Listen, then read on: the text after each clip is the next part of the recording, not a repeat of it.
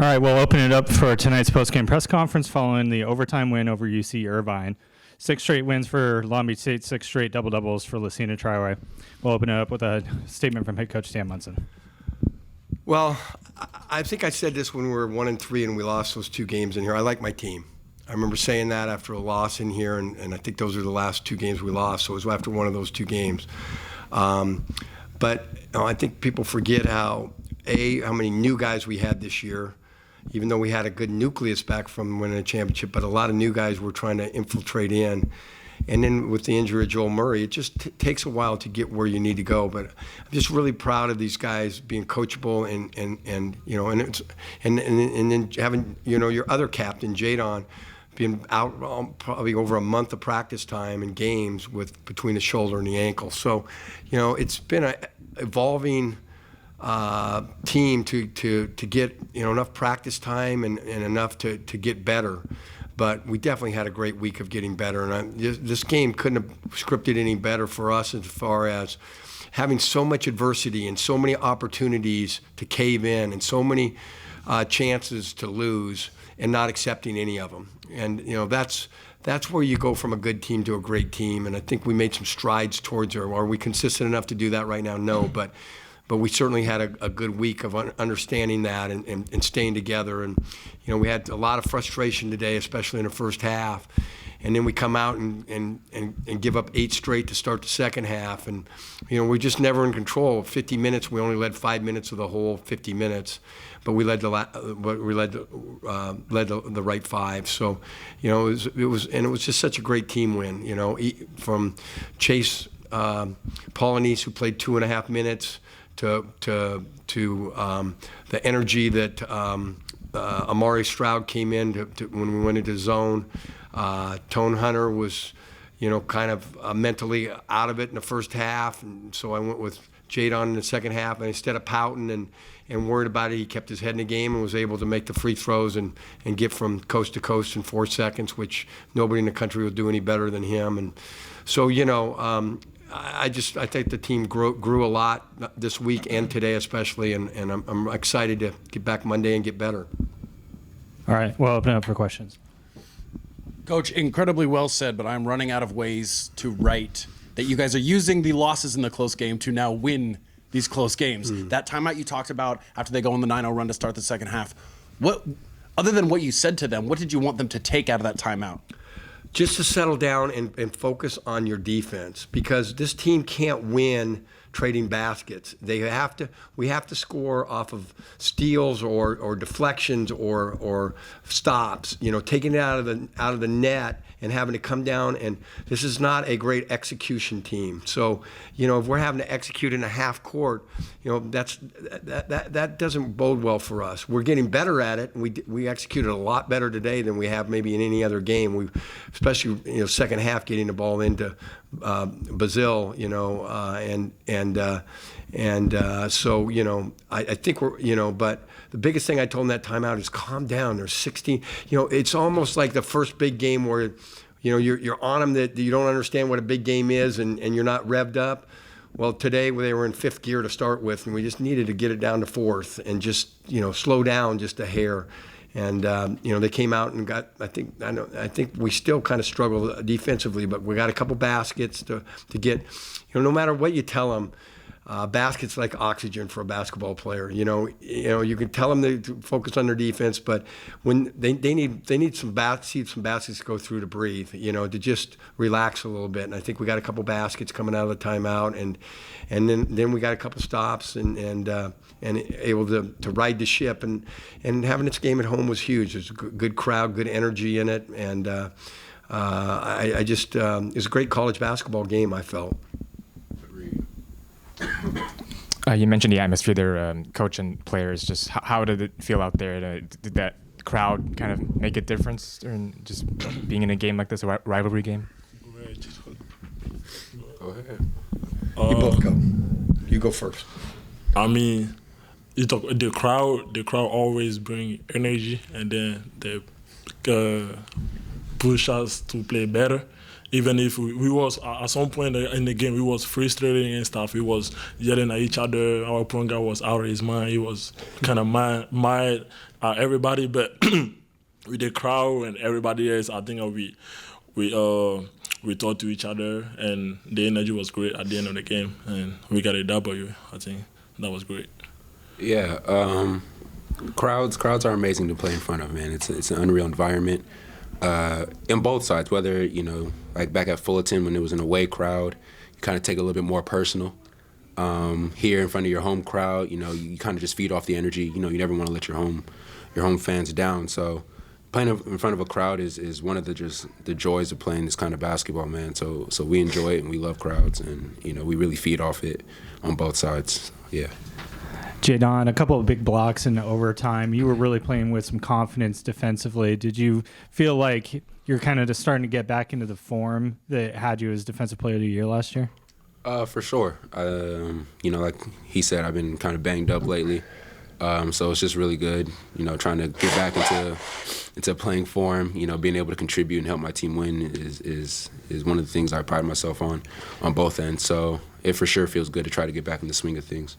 For you guys, and then Coach, after staying with that emotion and the crowd and all of that stuff, I've been here a while, and the teams that usually are successful have the guy that's the emotional guy, and then everybody else kind of fills a role, right? But at some point throughout that game, everybody on the floor turned to the student section, right? Acknowledging them, bringing them back into the game, like picking them up. Why is this group like that? Did it come naturally that you guys are all really emotional dudes, and when you get on a run, it's really strong and emotional? Or did you guys have to work on that and you're trying to maybe lift yourself up with that energy that you talked about? I think we've always had that. I just think it took time for us to learn how to win. You can't go and celebrate with the crowd and be emotional when we're having breakdowns and focusing on missing shots instead of getting back or your personal assignment. So I think now we're getting to a point where we're learning how to win, where we're doing the right plays. Everyone's playing for the betterment of the team rather than themselves. So when you have group success, then you want to celebrate with the fans. They're turned up, we're turned up, and it's just it's a good morale boost. So I think we've always been an emotional team. We just had to learn how to win before we could really let it out. And I want to add something to that. I think the crowd really helped us a lot, because in the clutch moment when there was at the free throw line, so we just kind of wave at them to bring energy and be loud as much as they can to make the other team miss the free throws. That really help us a lot. And I think they missed like 2 or 3 big free throws, so they always help us. And you only missed one. Yeah, that was. Yeah, the free throw looked good today. I think we're working on it. Yes, I'm gonna keep doing that. Just how did that feel when you after the game was over, you guys went over to the crowd and pumped them up again? How did that moment be able to do that? I mean, it feel great. They help us during the game. So after the game, after the win, so we all got together and celebrate together. Yeah, it's just showing appreciation. Playing against good teams like that. It's a war out there. So when that final buzzer rings and you're on top, you just want to let all the emotion out that you've been battling with all game. It's kind of a release. So, and the crowd was there. The crowd played a big role for us. So we got to show our appreciation to them. And then just for Coach, in overtime, you came all the way back from trailing for most of the game, and sometimes can be hard to finish the deal in extra session. Just what made the difference in those last 5 minutes? I think that's where it was really an advantage being home. Those players played their guts out. Both teams were tired, and I used my bench less today than we probably have because we just had no margin for error. We're behind the whole game, but when you got a crowd like that, you don't feel the fatigue like they were.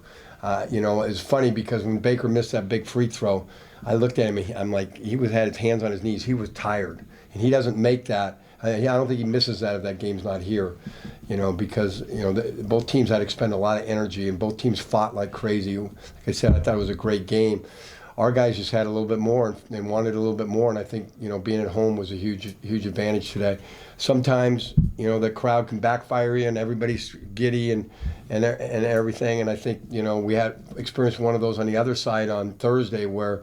That crowd fired us up more than it maybe did Fullerton, whereas this one, had our back the whole game, and there's guys that were tired in those last couple defensive possessions, and they dug down and kept the ball. Marcus Sahonis made a great defensive stand that, you know, was just an effort thing, and it comes down to effort in an overtime, and our guys were able to dig down and find that a little extra today.